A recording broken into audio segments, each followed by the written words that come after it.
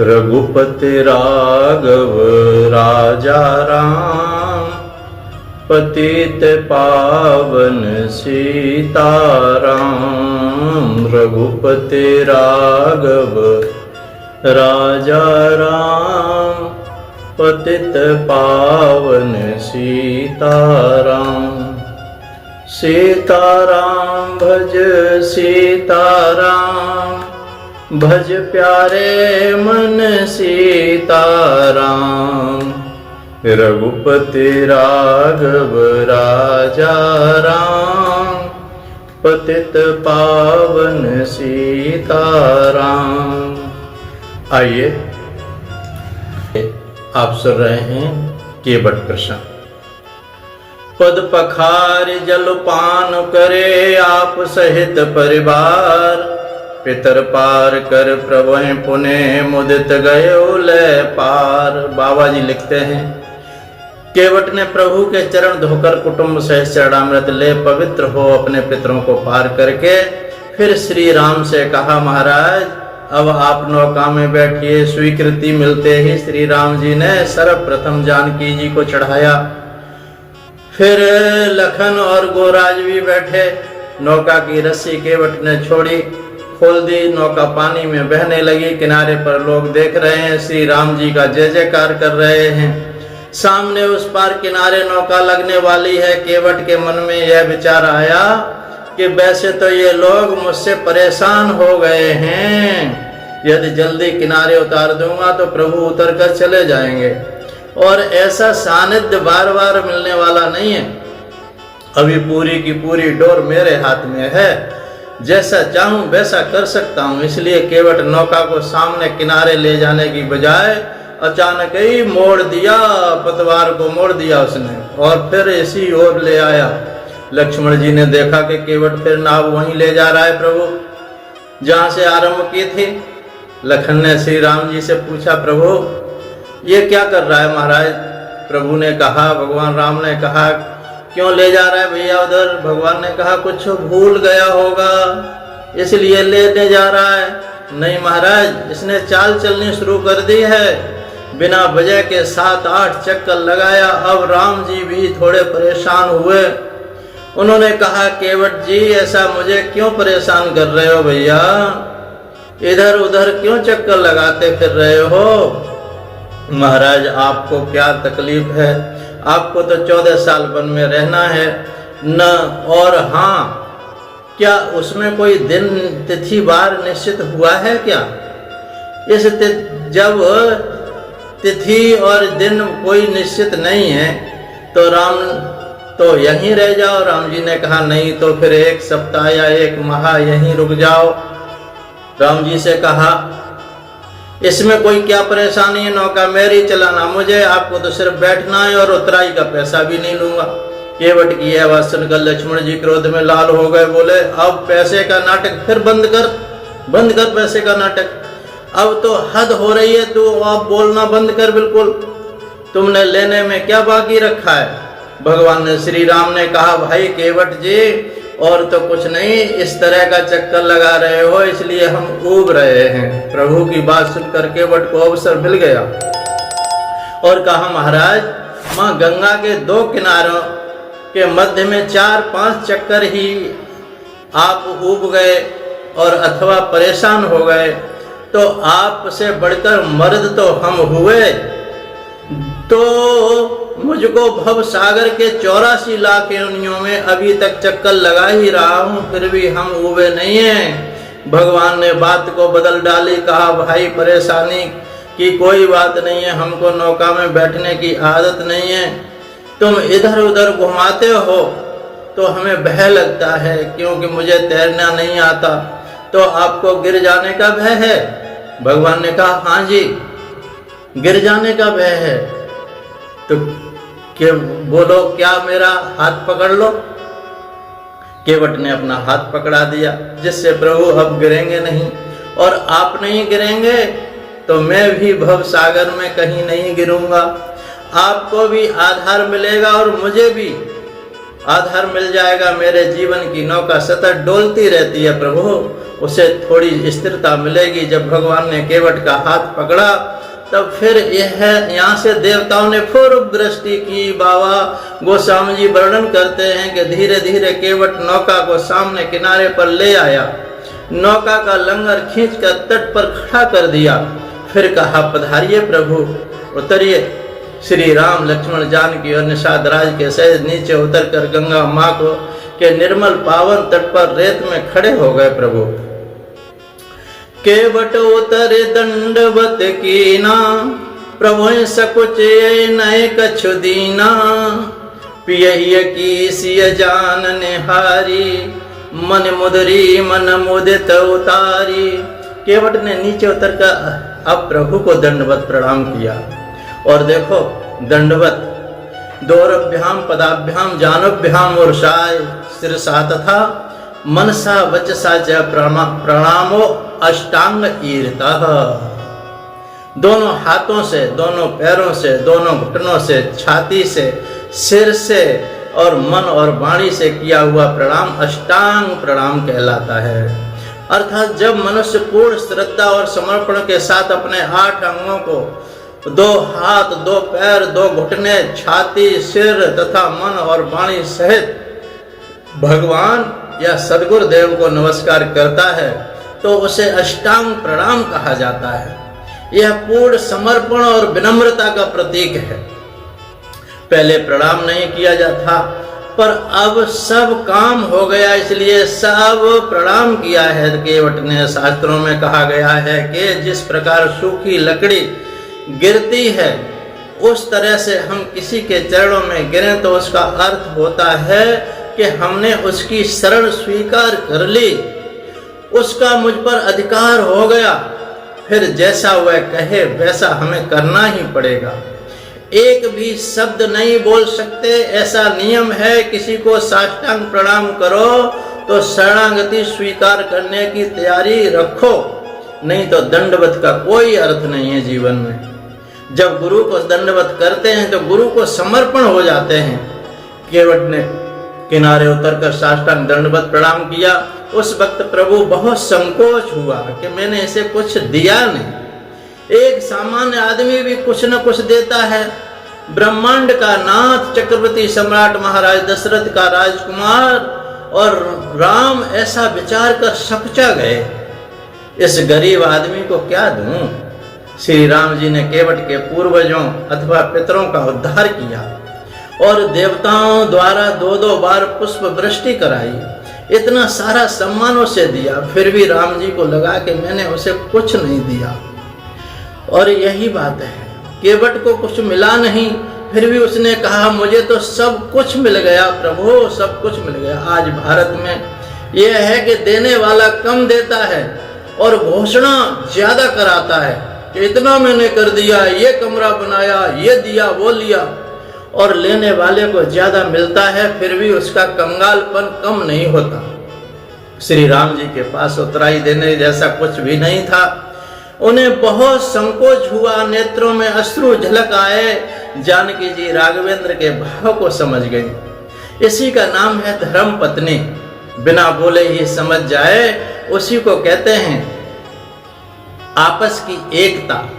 आजकल यह है कि पति पत्नी में एकता तो नहीं है। प्राचीन काल में पति पत्नी में कितनी एकता रही होगी कि पति के मन में क्या इच्छा है वह पत्नी समझ जाती थी और पत्नी के मन में भाव पति समझ जाते थे। इसलिए पति पत्नी की आत्मा एक मानी जाती है। शरीर 2 लेकिन आत्मा एक। आज तो एकता है, वह अलग प्रकार की है। आज अधिकतर पति पत्नी का रिश्ता स्वार्थ का हो गया है। मुझे एक बात याद आ गई, पर है पति पत्नी से पूछा, क्यों जी, हमें भी दरवाजे पर एक बाल छोटा सा कुत्ता जो जिसके बाल बड़े होते हैं वो रख लेना चाहिए। आजकल बहुत लोग पाल रखे हैं, इससे घर की सुरक्षा होती है। इजाजत हो तो हम भी एक आध पालते हैं। पत्नी बोली, हमें उसकी क्या जरूरत है, हमें उसकी क्या जरूरत है। आप जो हैं हमारी सुरक्षा के लिए, यानी कि आप हैं, एकता की जरूरत नहीं। आज केवल एक अपवाद बना हुआ है। पति पत्नी कहलाने का प्रभु का स्वभाव जानकर मन मुदरी मन मुदित उतारी। लाल नग वाले श्री राम शब्द लिखा हुआ मुद्रिका जानकी जी ने अपनी उंगली से उतार कर और केवट को देने के लिए प्रभु को दे दी। तुलसी बाबा जी ने लिखा है, परंतु संतों के मतानुसार यह मुद्रिका जानकी को अति प्रिय थी। एक बार महाराज दशरथ जी ने यह अंगूठी सीता जी से मांगी थी। उस वक्त सीता जी रो पड़ी और बोली, पिताजी आपको मना नहीं कर सकते। अंगूठी मेरी उंगली से बाहर निकलने पर मुझे डर है कि कहीं मेरे प्राण ही न निकल जाएं। इतनी प्रिय होती, प्राणों से भी प्रिय वो अंगूठी थी। इतनी प्रिय अंगूठी केवट को देने के लिए जानकी जी तैयार हो गई। जैसे ही अंगूठी निकाली तो केवट रो पड़ा। नहीं माँ, आपका ये एक ही तो सौभाग्य का चिन्ह शेष बचा है और तो कई माँ ने उतरवा दिए। मैं इतना निष्ठुर नहीं कि यह मुद्रिका लूं।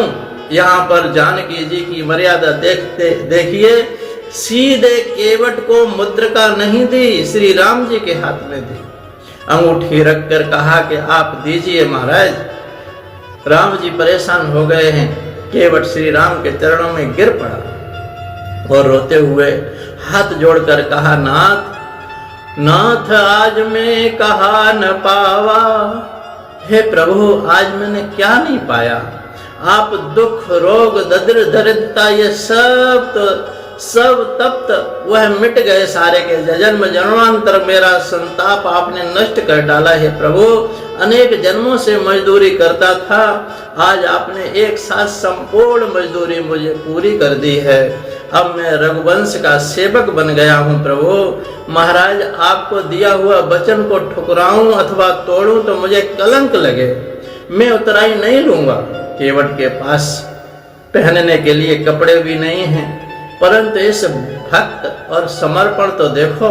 ऐसे निष्काम भक्त को लाख लाख प्रणाम है, लाख लाख प्रणाम है, जो कि एक भील कहता है कि मैं आपसे उतराई नहीं लूंगा। हमारा नियम है कि जिसने साधु का वेश पहना हो उनसे हम उतराई के पैसे नहीं लेते। प्रभु, अभी आप तापस उदासीन हो और हम गृहस्थ हैं, जो कि इस समय मुझको आपसे लेना उचित नहीं है। लौटकर जब आप राजा होंगे उस वक्त आप प्रसाद के रूप में जो देंगे मैं ले लूंगा। हम गृहस्थ तुम तापसी, हमें उचित कछ देव। फिरती बार प्रसाद प्रभु, जो दहिए सो सब ले। जो आप देंगे वो सब ले लूंगा मैं। अभी इसी समय कुछ नहीं लूंगा। प्रभु राम बोले, मुझे तो कुछ देना ही पड़ेगा। केवट बोला, महाराज मुझे आपसे नहीं लिया जाएगा, क्योंकि आप और हम एक जाति के हैं। यह सुनकर लक्ष्मण जी पुनः क्रोधित हो पड़े। बोले, महाराज हम तो अब तो हद हो रही है। हम लोग सूर्यवंश के क्षत्रिय अथवा रघुवंशी हैं। ये आदमी हमें केवट की जाति में गिन रहा है। ये आदमी क्षत्रिय बने तो कोई बात नहीं, पर हम इसकी जाति के कैसे बने। लखन जी ने कहा, केवट जरा जबान संभाल कर बोलो। केवट ने कहा, लखन जी माफ करना, प्रभु राम जानते हैं हम एक ही जाति के हैं, एक ही जाति के हैं। वह कैसे? हमारा निवास माँ गंगा जी के जल में प्राया रहता है और आप शेष अवतार हैं। आपका भी जल में निवास रहता है, इससे हम भी आप एक जाति के हो गए। इस तरह हम एक जाति के हुए कि नहीं हुए। और भगवान मैं आपको स्वजातीय इसलिए मानता हूँ कि आप भव सागर के उतारने वाले हो और मैं गंगा माँ का पार करने वाला हूँ। मैंने आपको गंगा के पार किया है और मैं प्रभु भव सागर किनारे जब आऊंगा, पैसे लिए बिना अथवा मेरा कर्म बिना देखे ही पार का लगा देना, मुझे पार लगा देना, मेरा कर्म मत देखना। उस दिन हिसाब हमारा बराबर हो जाएगा, क्योंकि अब की बार तो हिसाब बराबर ही हो। इसलिए प्रभु हमको कुटुंब समेत भव सागर से पार उतारो, क्योंकि मैंने आपको कुटुंब समेत सुरसरी से उतारा है। इस कारण उतराई लेने और देने का अधिकार न आपको है न मुझको। नदी नाव के हम उतरैया, भव सागर के तुम रघुरैया, हमारी तुम्हारी कस उतरैया, हमारी तुम्हारी कस उतरैया। हमारी तुम्हारी क्या उतराई है महाराज। इतना कहने के बाद भी प्रभु राम जी ने बहुत आग्रह किया कि तत्काल में कुछ लेना पड़ेगा। तब केवट ने कहा, प्रभु जब आपको देना ही है तो मैं ले लूंगा, परंतु इस समय नहीं लूंगा, इस समय नहीं लूंगा। हृति बार मोय जो देवा, सो प्रसाद में सिर धर लेवा। प्रभु जब लौट के आप आएंगे तो जो प्रसाद आप देंगे मैं अपने सिर पर रख लूंगा, उसे ले लूंगा। संभवतः मैं इधर उधर रोजी रोटी के लिए चला जाऊं तो याद करके बुलाकर प्रसाद दे देना। उस आदमी ने दूसरी बार भी दर्शन करने की पक्की बात कर ली, क्योंकि उसे चिंता थी कि श्री राम वापस इस मार्ग से आएंगे नहीं।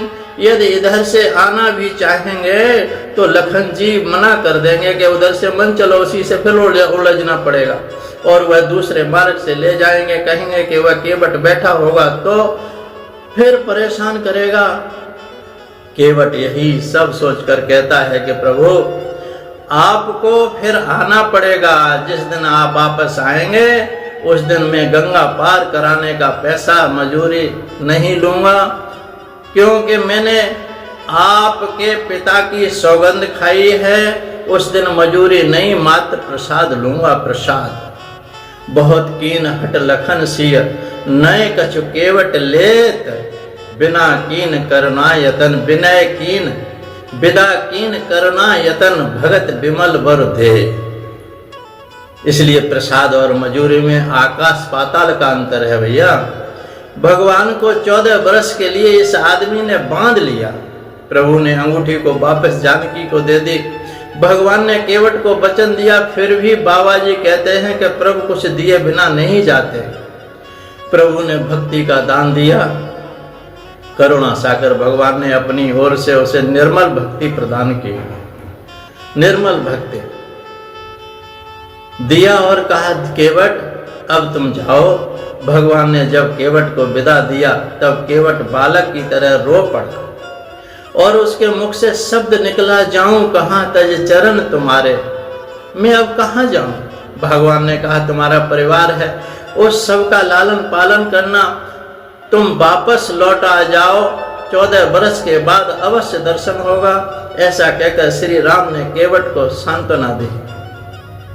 केवट रोता हुआ वापस आता है। नौका में बैठा नहीं जाता। प्रभु के वियोग में अति आनंद आ रहा है, और जो भी वियोग का आनंद लेता है वह भगवान का भक्त होता है, भगवान का भक्त होता है। परंतु प्रभु का वियोग सहन नहीं होता। केवट पत्नी के आगे रो पड़ा और बोलने लगा कि हम कितने भाग्यशाली हैं कि मैंने कितना कहा उतना सब भगवान ने किया। प्रभु कितने दयालु हैं। केवट बहुत रुदन करता है। पत्नी आश्वासन देती है। केवट निर्णय करता है कि इस नौका में अब किसी को नहीं बिठाऊंगा मैं। जिस नौका में प्रभु के चरण पड़े हैं वह नौका प्रसाद रूप हो गई। यह नौका ही अब मेरी उपासना होगी, इसकी अब से पूजा होगी। जिस स्थान पर श्री राम के चरण पखारे थे उसी स्थान पर नौका रखी। ईश्वर प्राप्ति के बाद केवट नौका की पूजा करता है। भक्ति मार्ग में परमात्मा की प्राप्ति हो जाने के बाद भी भक्त और संत साधना नहीं छोड़ते, साधना नहीं छोड़ते। जिस साधन द्वारा ईश्वर की प्राप्ति होती है उस साधन से जीवन पर्यंत बंधे रहते हैं, जीवन पर्यंत। उसी तरह केवट तथा उसकी पत्नी भी नौका के साधन के रूप में पकड़कर रखे हैं।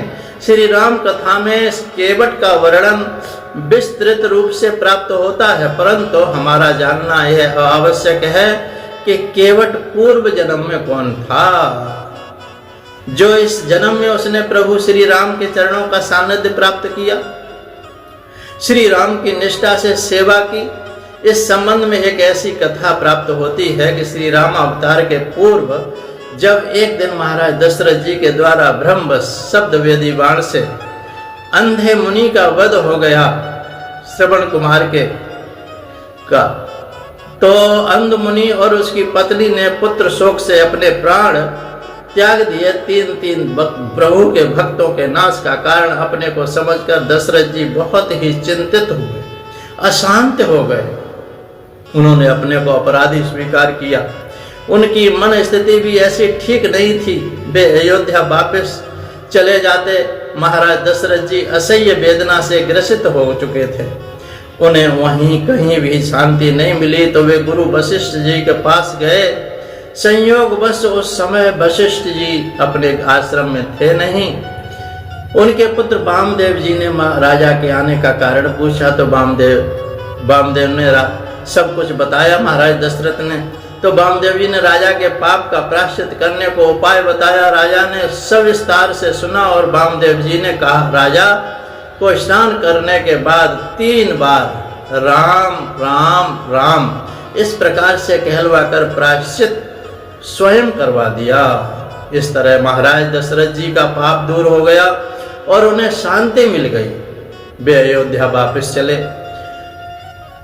राजा को वापस आने के बाद वशिष्ठ जी को पुत्र द्वारा किए गए इस कार्य की जानकारी हुई तो वे अत्यंत क्रोधित हो गए और कहा, अरे दुष्ट, तूने 1 बार की जगह 3 बार राम राम कहलवाया। जिसके नाम के 1 बार सुमिरन मात्र से व्यक्ति भव सिंधु से पार हो जाता है।